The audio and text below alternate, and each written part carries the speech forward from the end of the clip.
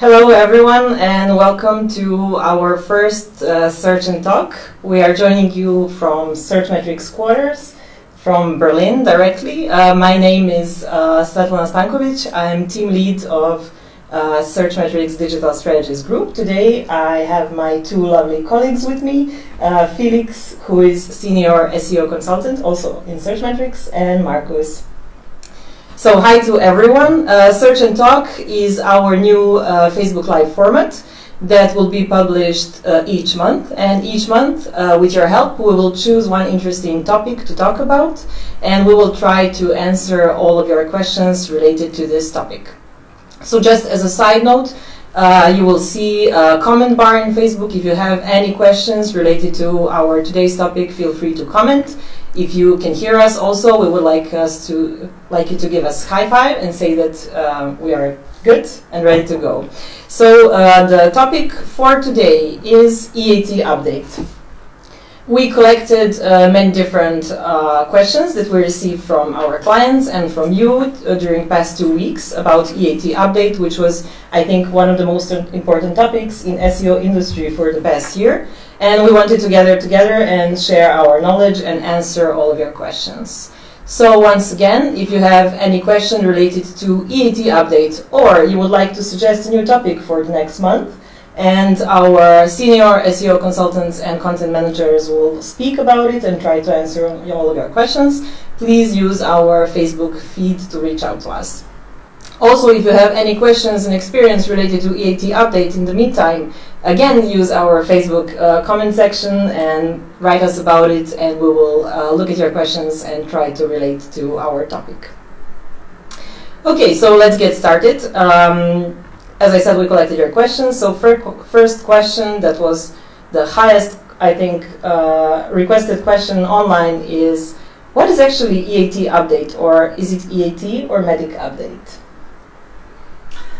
Well, actually it's both. Barry Schwartz talked about medic update just right after it happened, just basically because he noticed a lot of medical websites were hit by it, going down or going up. And we were referring to it as EAT because medical websites are kind of your live websites, and your live websites are related to in the updated quality search rating guidelines from 20th of July, just a couple of weeks before the update. And mentioned there it was your money or your life relating to EAT, expertise, authority and trust. And after we noticed it's not only medical updates being hit, but also e-commerce website and so on, we were relating to it not as medic anymore, but as EAT. And as well, to follow up, there's some other branch of like website that is put there in the search quality guideline, which are like legal and finance. Those like two other type of websites are also the one that really impacts like your money of your life, basically. Yeah, how do we recognize actually that update happened? If you use our lovely Searchmetrics suite, then you can check our SEO visibility and click on Google Updates, and all of the updates will be shown to you. So if you see any drop in visibility, or for example you're using an analytics tools like Google Analytics or Adobe Analytics or any other tool, and you see that your traffic performance decreased, or for example you see that something is going on there but you are not sure, try to check it in SEO visibility. We in Searchmetrics saw a lot of dancing there, right? And a lot of clients and new requests, what's going on? Why did we drop? How to solve it, and so on. This is exactly what we try to talk about today. So we have another question that someone sent us during past 2 weeks, and yeah, it says, weren't only medical websites punished? Why does Google see our website as medical website? We kind of answered this question already, but is there anything else that you would like to add? Because we had many different clients reaching out to us who definitely weren't medical websites and definitely belonged maybe in category of your money, your life, as Mary Haynes would say. But what do we see? What kind of websites did reach out to us? Because today we have two experts who were really involved in fixing all of EAT related issues, and I would like us to speak more about it. Yeah, I mean, in a way, since like before this update happens, we see that Google updates the search quality raters guidelines. There's like couple of more additional things compared to the previous one, meaning that in a way they also update all their standards. So for terms of like backlinks, content, user intent, so anything else apart from this medic or legal or finance. So in a way that they try to recrawl everything again, and we see, not only these three branches that is affected, so we also see, a couple of other industries are also heavily affected by this.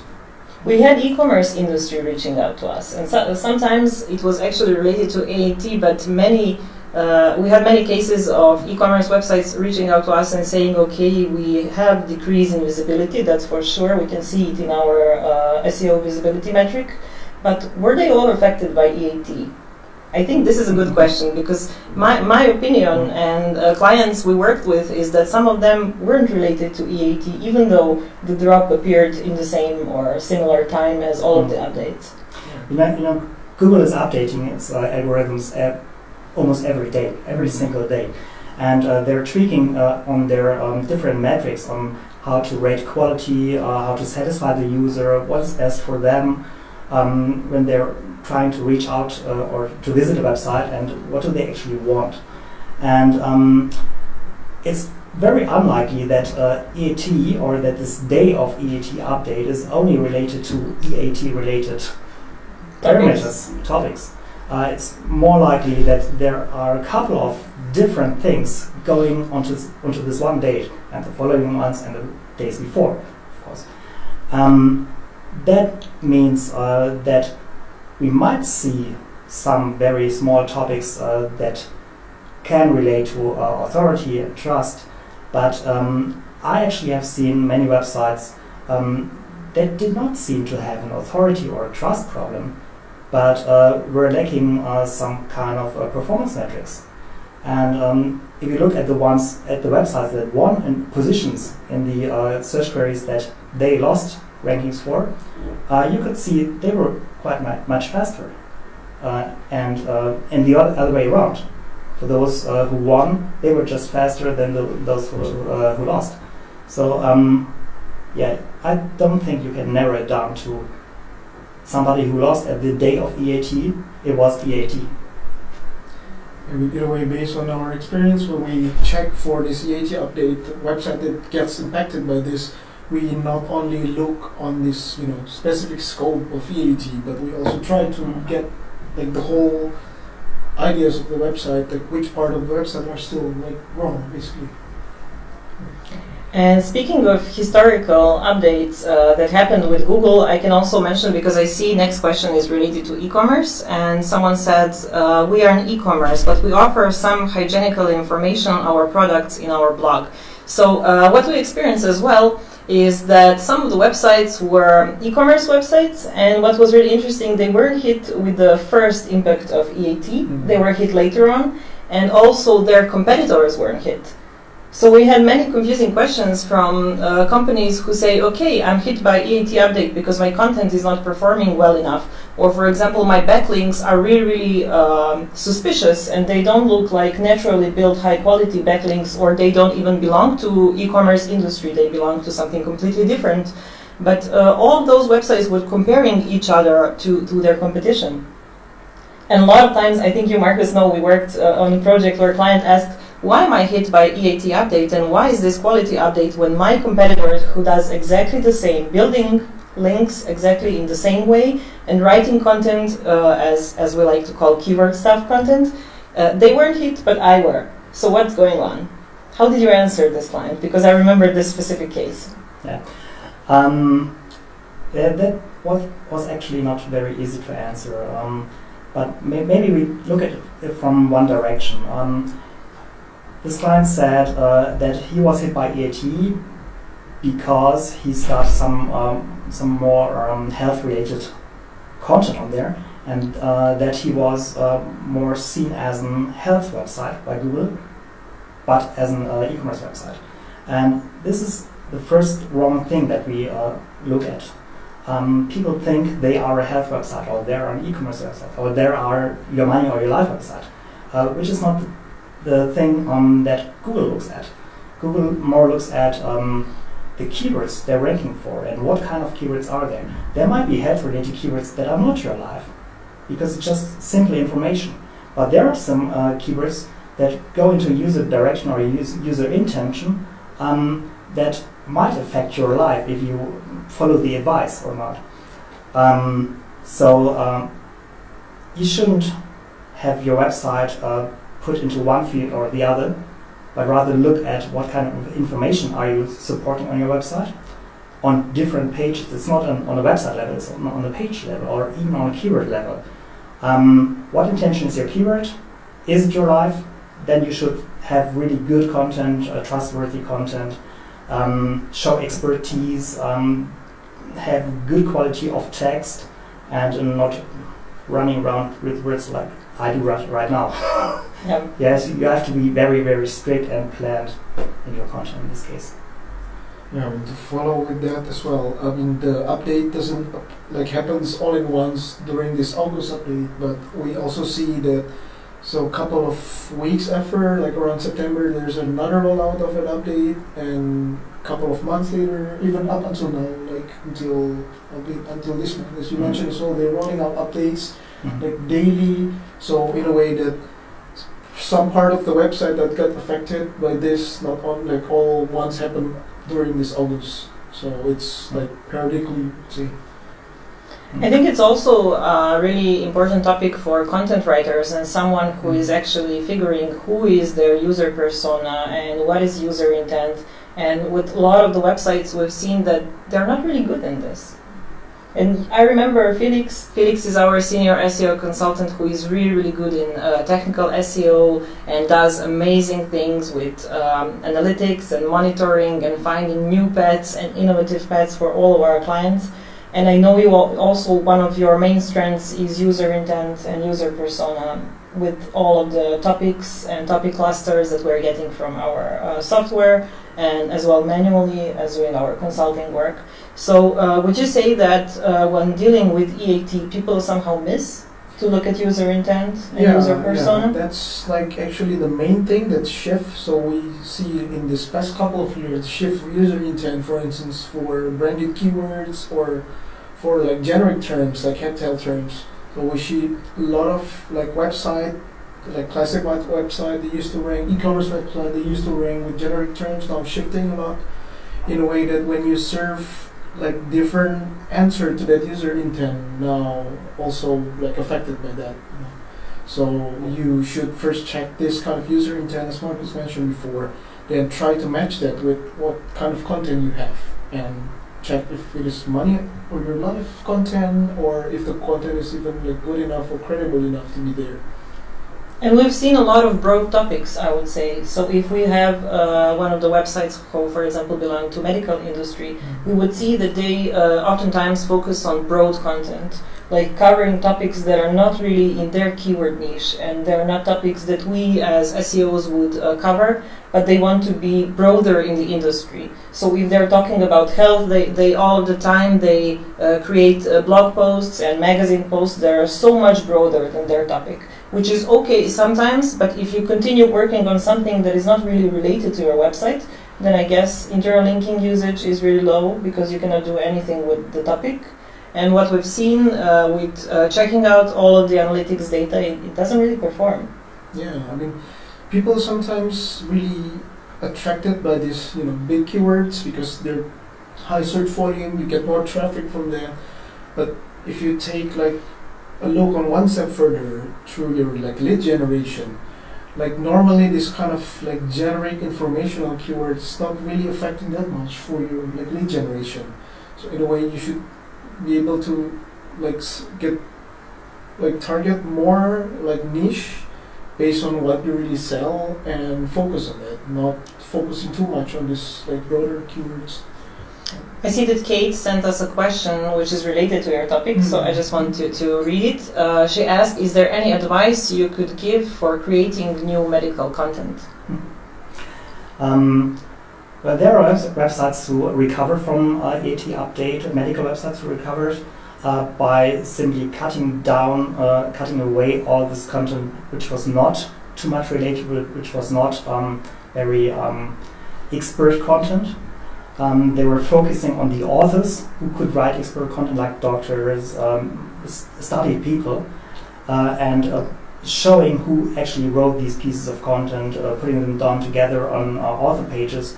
That's actually something that the quality rating guidelines ask the quality raters to look at. Who's writing the content? Is this person experienced? But although this kind of things would help to recover, I don't think that Google is looking if there is a specific author for each content, but they're more looking on it from an internal structure way. So if you have an author writing expert content, you will publish the author, and you will probably have a link to the author page. On the author page, you will have the other articles this is one expert author wrote.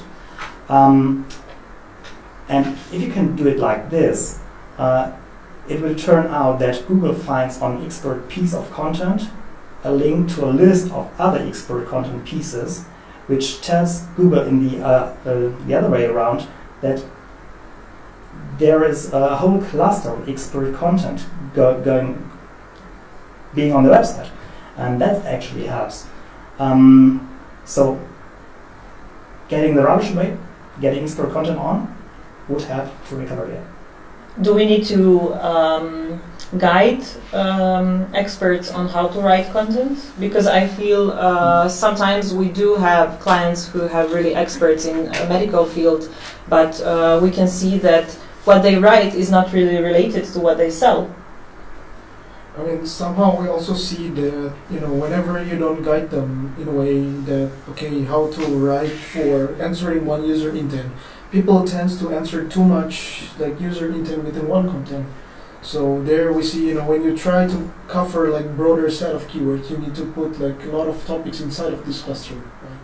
So I would suggest to also check what's been going on in search results. So based on the search result, you can predict, okay, what kind of answers that the user wants, and try not to replicate what's already been there. Try to add more value to the search, basically. And not to replicate your competitor if it wasn't hit until now, exactly. Because it can be. Okay, we have plenty of questions. So another question that came to us is, do you think authorship markup will find its renaissance? Interesting. Interesting. I don't think so. Me neither. Google put authorship marker out there, connected to Google Plus for one place to collect it all, and they found out that it was only SEOs using them, and not real expert content writers. So they abandoned it again and don't use it anymore. I don't see a way how this could come back. It's more like going back to some kind of page rank, I think. So seeing the relevance between pieces of content linking to each other, and getting connection there. Yeah, I agree. Okay, in case you joined now, this is Search and Talk, our first Facebook online marketing live Q&A. We are talking about EAT update, and if you have any question that you would like to send us, we are ready to answer all of your EAT questions. And speaking of EAT, we have another question that is really, really interesting. We have been hit quite hard by EAT and lost 70% of our traffic.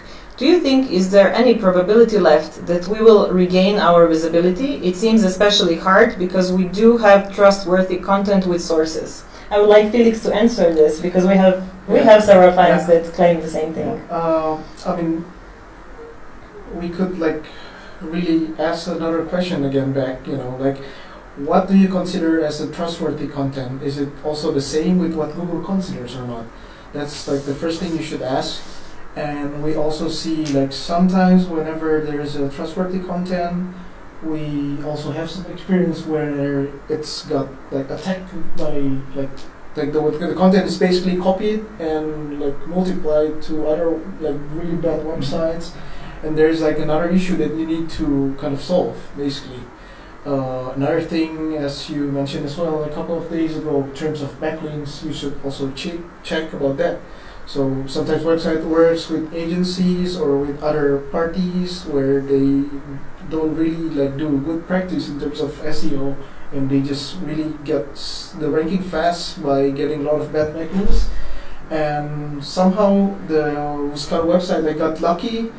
They're able to get the ranks really fast, but after a while, once the algorithm gets updated, when it gets smarter to catch all of these backlinks and like bad influence, it kind of gives you like bad, trustworthy, so negative impact within your website. And if that happens in a lot of your content, then overall score of your website is basically decreases. So you're basically recommending to clean up the backlink profile. Yeah. I agree with you, and but I would still like to think into the other direction of backlinking. So if we trust that your content is really trustworthy and it's written by experts and everybody can spot its perfect content, then you still have to look at the backlink profile and see, do other people think the same? I mean, do authority websites think you have expert content and link to you? So are you gaining authority? I mean, Google is not just looking at your website by itself to see if it's expert content, but they also rely on other websites seeing if they think your expert content is published. So a lot of the time we would say it's bad off-page SEO practice from agencies, and I think speaking with people who actually gain a lot of leads or sell products online or focus on their online business and want to grow it, you should care more about SEO, I would say. Because a lot of the time SEO is treated like a channel rather than business solution, and when it's treated like just one channel, they don't invest enough resources or enough money in it, and oftentimes they choose really bad SEO agency. And when we think about bad SEO agencies, part of our work is to clean out their mess. And oftentimes we see that they simply buy really, really horrible links that are so spammy that many different times we were surprised that they weren't penalized before. And we had this discussion within our team, what is the value of link building? Because sometimes we see, naturally built links or high quality links from authoritative websites definitely bring value. But on the other hand, do you think that building backlinks in a bad way, or let's say as SEO people were used to call it black hat SEO way, do you think that they are still penalized the same way that they were when like a few years ago when backlinks were really a big topic? Yes. Yeah, definitely. I mean, if it wouldn't be this way, Google wouldn't need a disavow tool. They still keep it in place.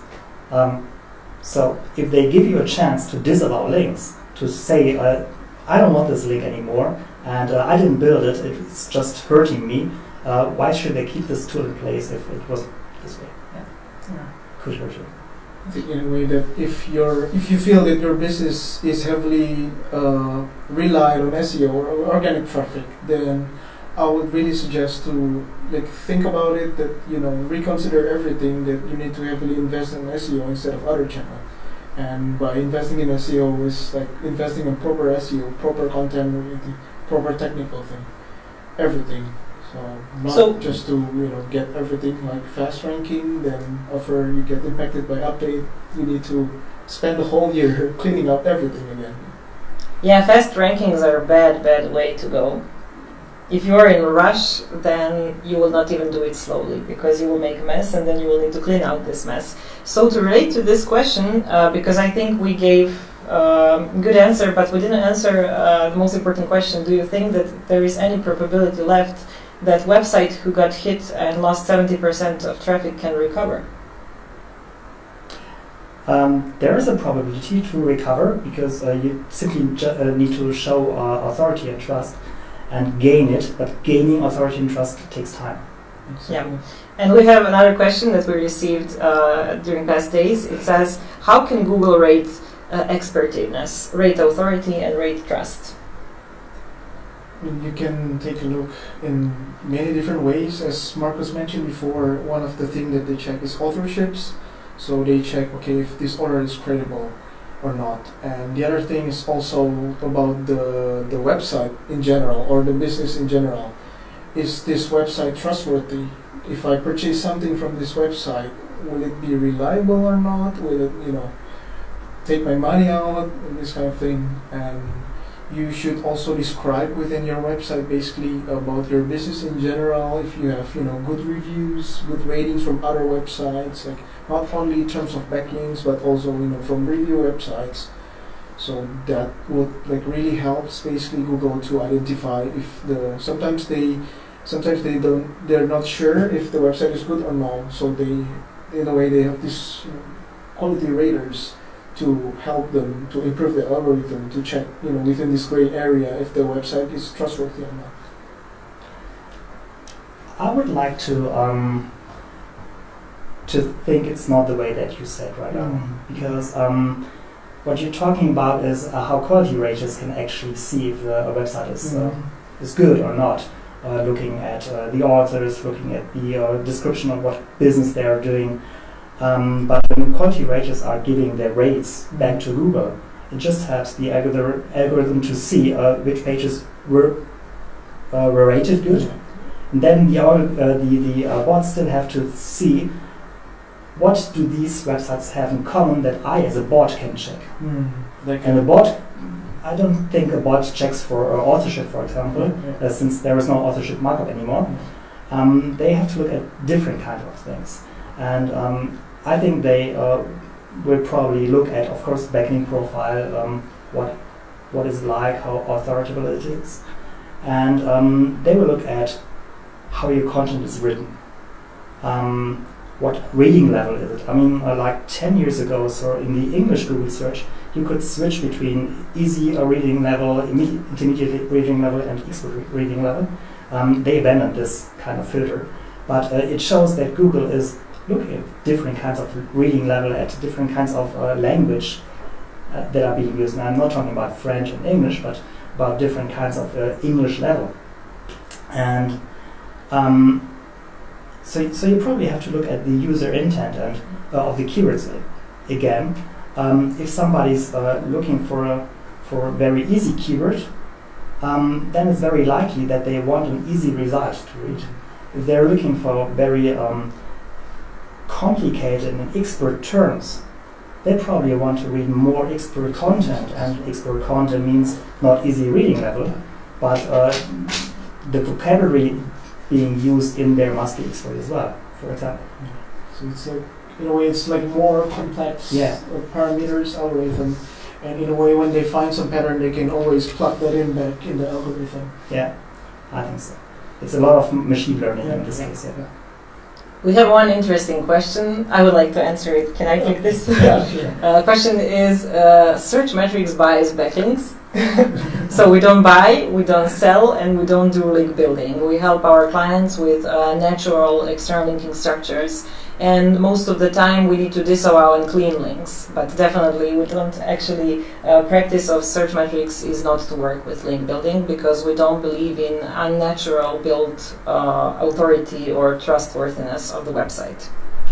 So Marcus, you started a really interesting topic, and I want to relate to it. You are talking about semantic approach and quality and standards related to different topics, and I think this would be especially interest to many different content writers or content creators, content strategists. But do we see that the structure helps? Because we have this question, for example, if client or competitor of a client gets feature snippets and is shown in a rich search results for many different answers, especially in the medical industry related to health topics, or maybe some recommendations for medicine and so on. Do you think that structure makes a role in EAT? When you're talking about structure, you mean structured data? Structured data, yes. Okay, like schema.org or so? Like schema.org, yeah. Okay. Yeah, I think it plays a role, because if the bot goes over the website and tries to analyze content and word by word and putting words into relationships and vectors, they still don't understand it. They're trying to figure out what keywords are important, in which relationships they are to each other, but they don't really understand it. And putting something up like structured data in forms of schema.org helps them to understand what kind of content is there and what does it relate to. And talking about schema.org and structured data and Google putting out featured snippets there, they're just a fraction of a schema.org structured data markups that help you get featured snippets or a special kind of snippets. So many SEOs out there just recommend to put up these kind of structured data that will result in different snippets and giving you more attention on the search.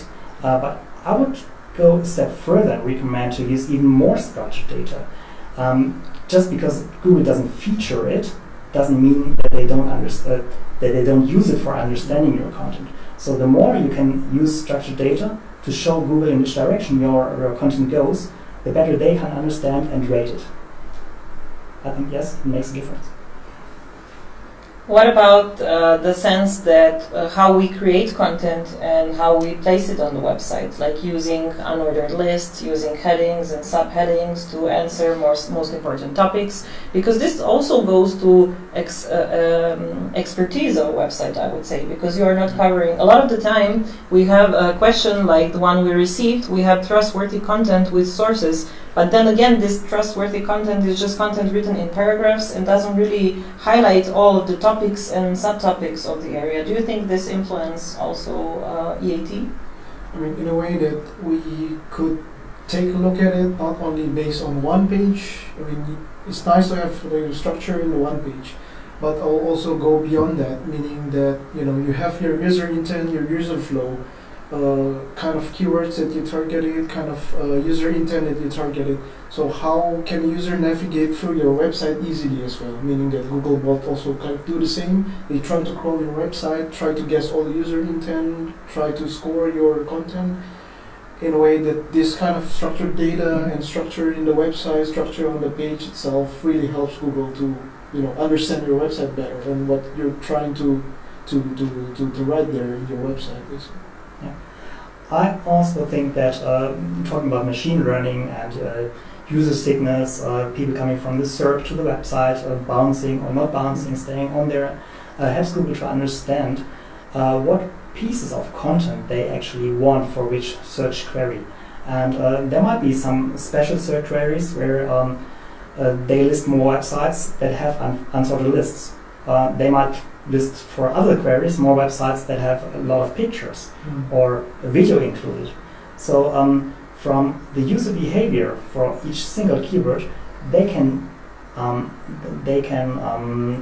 analyze, they can see what pieces of content the user probably wants to see, and then in the other way around just puts them back into their algorithms and will rank other pages before. So yeah, we can also use our search metrics content experience with part of it called feature snippets, where we can actually see what snippets are used there, and we can see compared or benchmarking to the industry, is your industry more related to using visuals or videos or maybe Google Maps if you're working in real estate or travel industry, and you can see how you compare with the market. So I guess if you are using search metric content experience, then for us it's much easier to dive into this data. But if not, you can also do it manually by checking search results of your dominant keywords and examine all of the pages, because a lot of the time what we see is not just type of the content that you use, it is also how you structure your content, and it is also what kind of user intent content gets. Let's give an example of e-commerce page, where you can see that 9 of 10 results on a first page of Google SERP are maybe related to the transactional or branded keyword, but you want to rank with something that is clearly informational, or you want to share content that doesn't fit to SERP. And the way Google understands it also is through user intention. And if you don't satisfy it, then you are cross-matching something completely else, right? Yes. Okay, let's continue with our question. Another one says, did Google quality raters punish my website? Will I only recover after they reviewed again? This is a practice that we had with old Penguin algorithm updates. You need to wait for a year to recover, actually, after you do all of the disavowing and fixing, right? The next update comes. Until the next update comes. So how can I ask Google to send another quality rater check my website? Unfortunately, we don't have this disavow tool for EAT. I don't know if we will have it. I think I actually answered this question already, saying that quality raters do get a list of websites that they need to check and give feedback to Google. So Google tells them which pages to look at and give some ratings, but giving this rating does not punish the website they rated or lifts it up. It just gives feedback to Google to make their algorithms learn about what kind of website is rated how, so they can conclude on other websites if they should be declined or lifted. So it's more like training the algorithms. To understand better what's going on behind. Yeah.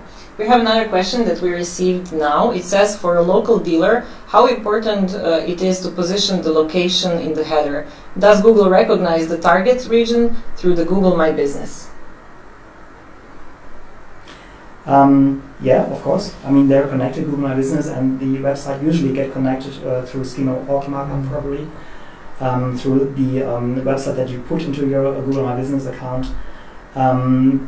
Putting your location in the title will help the user to see if this listing in the SERP is local based, if it's not in the local bag.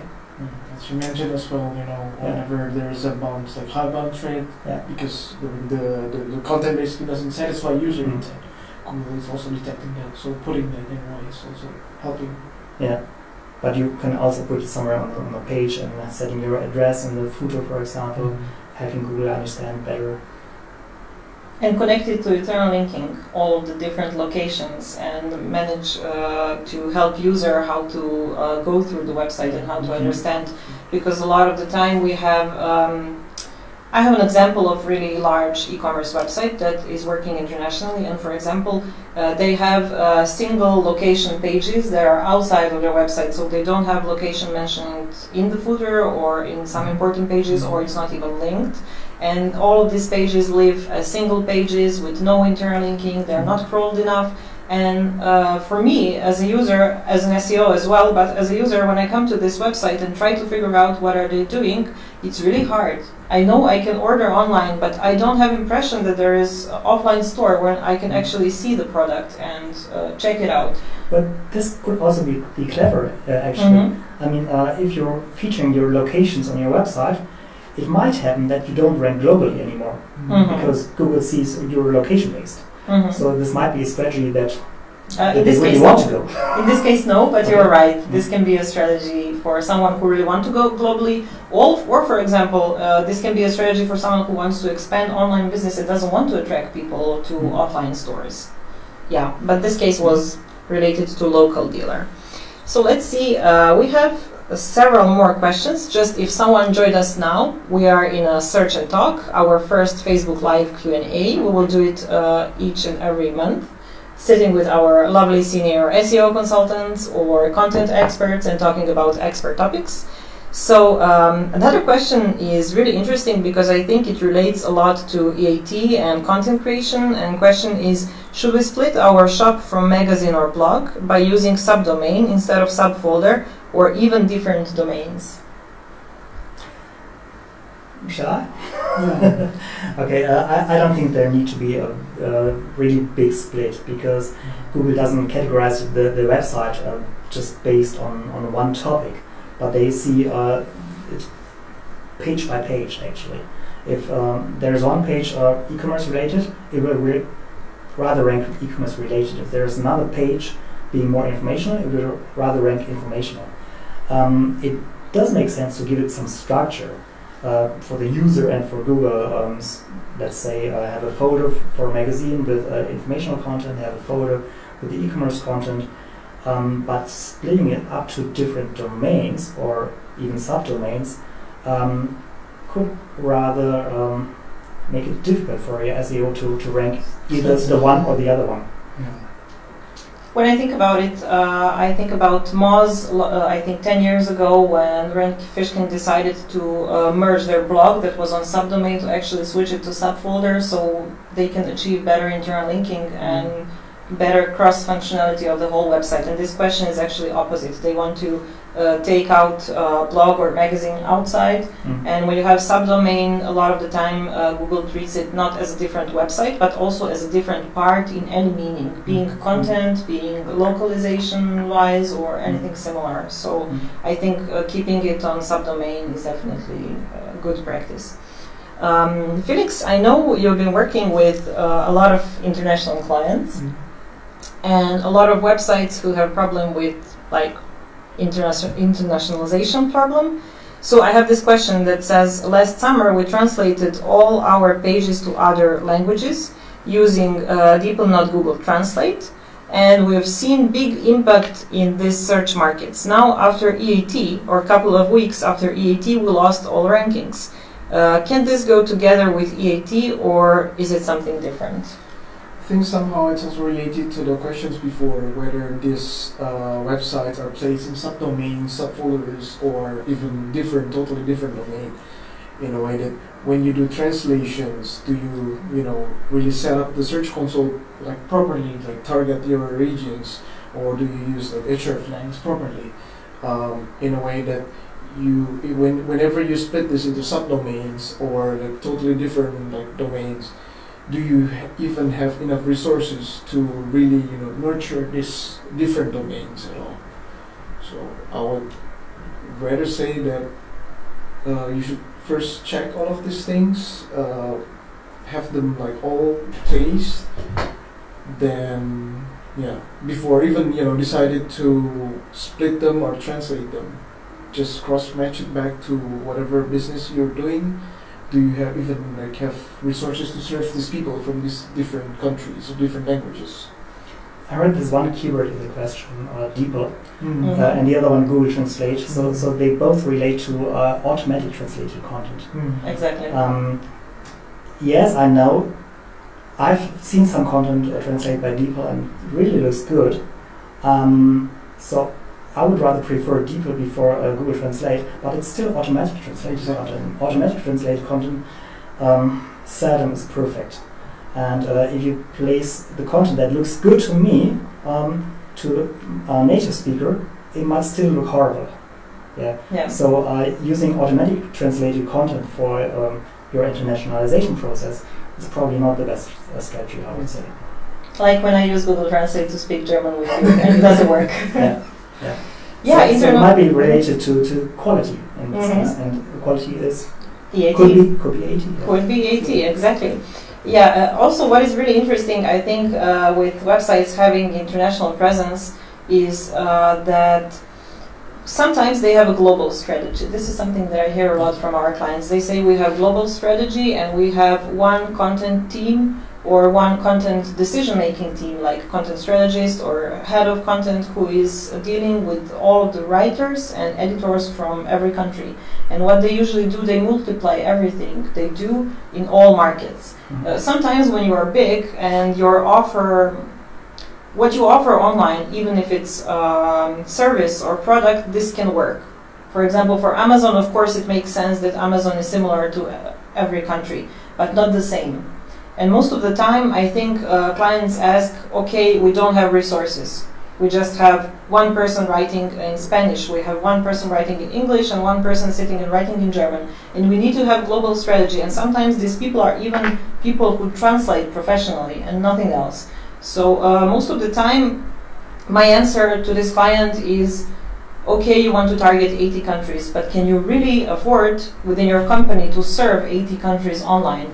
If not, then maybe you can just pick most important countries based on the research that you perform, like market analysis or SEO analysis of all of the keywords and what is actually the right interest inside of this country, and then you can prioritize it. Because even if you pick 3 countries and make it really good, these 3 countries will be your main resource to expand to other markets, rather than just expanding in 80 countries. And this also sometimes is not really fit to global strategy, because sometimes these people or these companies have their offline stores everywhere. But just having offline store in 80 countries doesn't mean that you need to go online and translate everything, because most of the time, if you don't have capacities, it doesn't work. or you keep your other countries limited, like give basic offer and then help them through hreflang, through pointing them to different resources to actually serve. I wanted also to mention one thing that I think we didn't cover, and there were no questions, but it is also really interesting, and this is dealing with high quality content. May I step back? You want to add something to? I want to add something to perfect. the Even better. internationalization process. I mean, if you're just translating content, and even if you're doing really good translations, it might not fit into every search market. Exactly. Yeah. This is why so there is the something same about culture, and so even if you're if you're having a website for Great Britain and for US, there are still two different cultures, and I usually like to refer to an offline business to showcase such kind of differences with McDonald's. They say they are the same in every country, but actually they are not.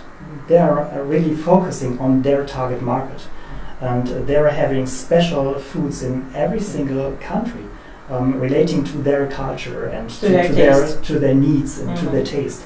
And for example, in India, they won't have beef burgers, because the cow is holy in India. So in China, they have corn selling. We don't see this in Germany. So there are differences, and you should really adapt to these differences in these different markets, not just translating. And following that simple thing like setting up the correct title text for each country, for instance. Normally this kind of website only have like one CMS that serves all of this country. So you need to build a logic that serves 80 different countries, as you mentioned, which is really tricky. And requires a lot of resources. Yeah.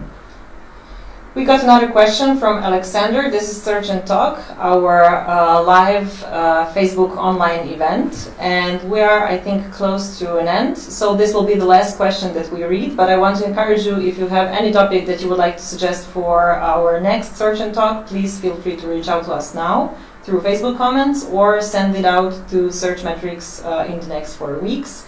And we will gather all of the topics and decide what can we talk about. I think this was really interesting. So the last question that we kept for today is, are there different internal ratings by Google for different kinds of SSL certificates, like a small alpha SSL or high SSL with EV or modern ECC algorithm? This is not related actually to EAT. Well, maybe. Yeah. It's kind of related to trust, right? Yeah. So if you are a financial website and you're giving away your credit card information all the time on this website, you need to be sure that you can trust this website. And one way to make it trustable is using SSL, of course. So maybe it's related. To answer this, I would say you need to investigate your industry and what is the highest quality SSL certificate that you can afford within your industry, because a lot of time people are just picking SSL based on their hosting offering, and they think, okay, we made our website HTTPS, so we are secure and we have authority, which is not the case. And we saw this case, I think, during last year with a lot of abandonment from Google, with blacklisting many SSL certificates that weren't really secure as claimed. So I think it depends. It depends from case to case. As you said, we can have financial websites with specific SSL certificates for the industry. And for this case, it's always good to gather your SEO or online marketing person together with someone who is working in a hosting company and discuss what are the advantages of one and what are the advantages of other. And I think this cannot be applicable to every industry. What I would say, definitely, if you're medical update selling products online, you need to have good SSL certificate as well as financial website or any other case. So if you're just a blog accepting some comments, the security level might not be that high. Need to be that high, right? Yes, but don't buy the cheapest one. This is what we can say. Okay, I think this was really productive. What was your opinion? Yeah, did you enjoy it?